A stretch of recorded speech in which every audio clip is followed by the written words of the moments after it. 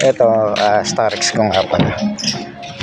Ang naging problema ko, yung hold button, yung yung hold, ayun, yung nagbi-blink.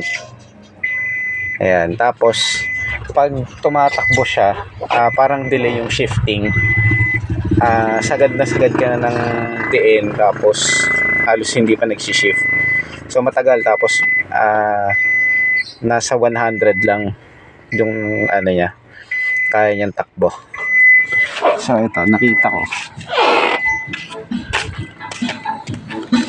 yung TPS, ito, putol yung isa.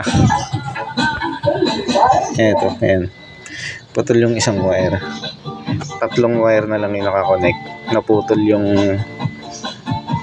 brown. Ayan. So mamaya pag check ko kung kaya kong idugtong, yan, tapos update ako. So ito yung TPS, ayan, putol yung isa. Since hindi pa ako makakabili, try ko muna i-reconnect ulit. So ayun, nawala. Ito, ayan, nawala na siya. Pag na-start,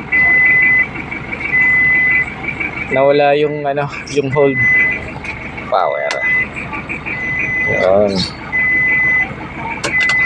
hold, yun, naka-steady na siya. Pag pinindot, tapos patay, hindi na siya yung nagbi-blink. So ayun, ang nakita ko yung niya, yung TPS. Ito, yan, hininang ko lang kasi naputol yung brown. Kita, malabo. So ayan, hininang ko na lang siya, pero for replacement na rin, temporary lang. So nakita ko lang kung saan yung sira.